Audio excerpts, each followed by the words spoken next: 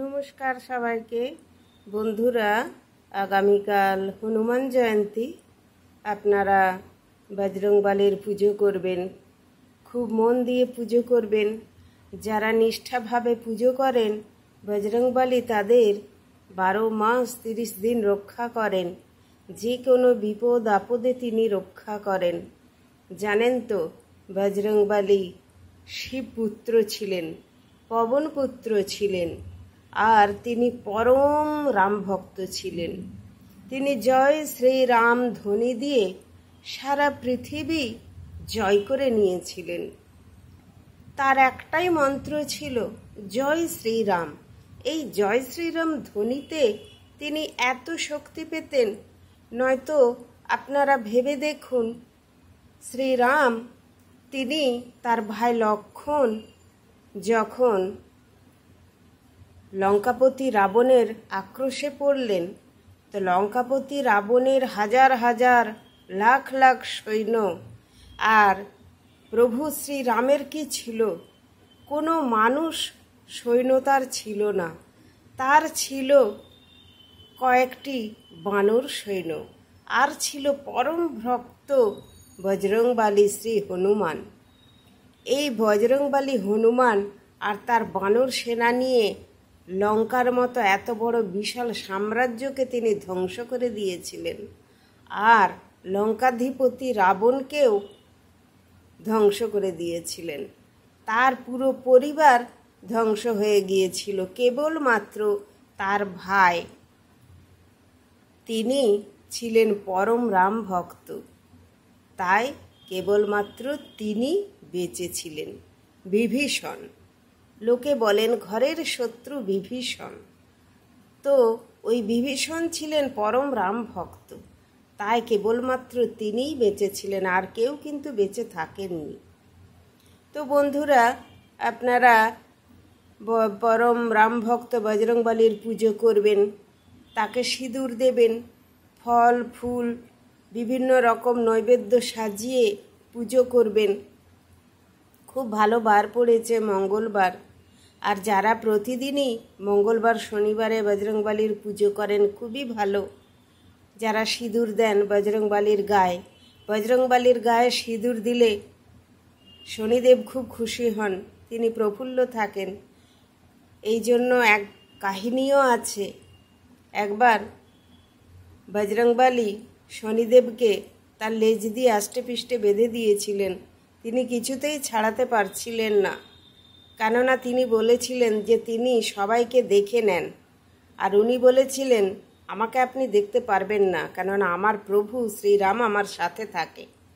তো উনি বজরংবলীকে ভস্ম করে দিতে চেয়েছিলেন। বজরংবলী জয় শ্রীরাম বলে তার লেজ দিয়ে পেঁচিয়ে তাকে খুব নির্যাতন করেছিলেন। তো তখন শনিদেব বলেছিলেন তুমি আমাকে ছেড়ে দাও, আজ থেকে তোমার যারা ভক্ত, তোমার যারা পুজো করে, আমি তাদের প্রতি সদয় থাকব। তাই জন্য মানুষ বজরংবলীর পুজো করেন গ্রহরাজের কোপ থেকে বাঁচার জন্য। গ্রহরাজ তাদের প্রতি সদয় হন। তো বন্ধুরা, আপনারা যারা গ্রামে থাকেন তাদের খুব ভালো হবে যদি আপনারা কোথাও অশ্বত্থ গাছ পান। এমনিতেই বৈশাখ মাসে অশ্বত্থ গাছে বট গাছে জল ঢালার রীতি আছে। যারা জল ঢালেন তারা খুব পুণ্যের কাজ করেন।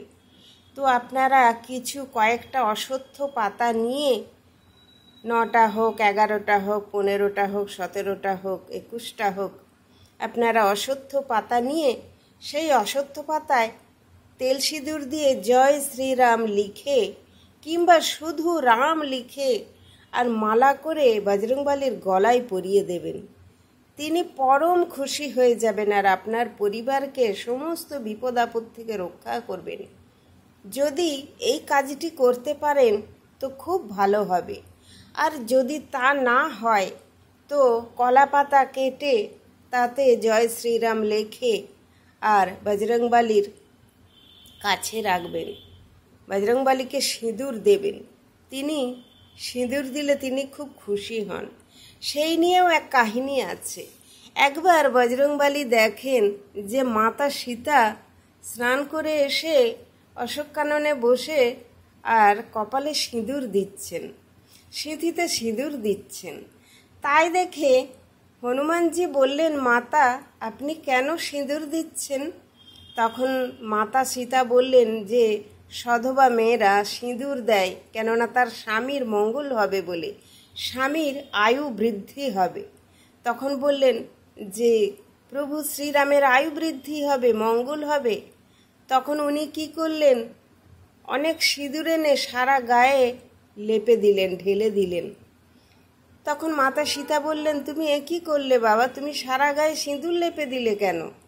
বললেন, মাতা আপনি যদি সিঁদুর দিয়ে প্রভুর মঙ্গল চাইতে পারেন, আর প্রভু শ্রীরাম তো আমার পিতা, আমি তার সন্তান, আমি তার মঙ্গল কামনার জন্য সিঁদুর দিতে পারবো না? তো তিনি এইভাবে সারা শরীরে সিঁদুর ঢেলে দিয়েছিলেন। সেই জন্য সবাই সিঁদুর দেন। ওনার গায়ে সিঁদুর দিলে উনি খুব খুশি হন। ওনার প্রভু শ্রীরামের মঙ্গলের জন্য উনি সিঁদুর দিয়েছিলেন। ওনার প্রভু ভক্তির কোনো সীমা হয় না, অনেক গল্প কাহিনী। প্রভু শ্রীরামের ভ্রাতা লক্ষ্মণ যখন শক্তিশালে বিদ্ধ হয়ে গিয়েছিলেন, বাঁচার কোনো আশা ছিল না, তখন তিনি পর্বতটাকে হাতে করে তুলে নিয়ে চলে এসেছিলেন, বিন্ধ্য পর্বতকে। কেননা কোথায় আছে বিশল্যকরণী তা তিনি জানতেন না, বিশল্যকরণী গাছটা তিনি চিনতেন না। তাই যখন কবিরাজ বলেছিলেন বিশল্যকরণী আনতে হবে, অমুক পর্বতে আছে, বিন্ধ্য পর্বতে, তিনি গাছ চিনতে পারেননি বলে বিন্ধ্য পর্বতটাই উপড়ে হাতে করে নিয়ে চলে এসেছিলেন। এইরকম তার প্রভু ভক্তি, তার প্রভু ভক্তির গল্প বলে শেষ করা যাবে না। তার অশেষ ক্ষমতা ছিল, তিনি একাই কিন্তু রাবণকে ধ্বংস করে দিয়ে মাতা সীতাকে নিয়ে চলে আসতে পারতেন। তা তিনি করেননি প্রভু শ্রীরামের জন্য। প্রভু শ্রীরাম বলেছিলেন যে আমি রাবণকে ধ্বংস করব, আমি আমার স্ত্রী সীতাকে উদ্ধার করে আনব, তুমি খালি আমায় সাহায্য করো। তাই বজরংবলী শুধু সাহায্য করেছিলেন। যখন এত বড় লঙ্কা যেতে বিশাল বড় সমুদ্র পার হতে হবে, কি করে সমুদ্র পার হওয়া যাবে?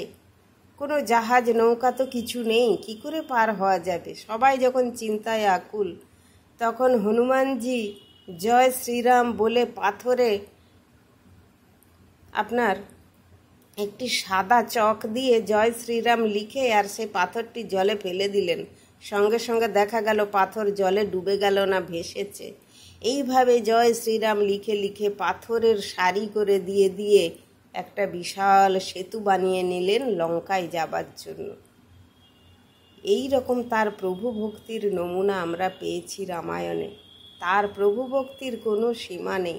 তাই সবাই বজরংবলীর পুজোয় জয় সীতারাম বলে পুজো করবেন। জয় শ্রীরাম, জয় সীতারাম, এই ধ্বনিতে উনি ভীষণ খুশি হন। পবন তনয় সংকট হরণ মঙ্গল মূরতি রূপ, রাম লক্ষণ সীতা সহিত হৃদয় বসহ সুরভূপ।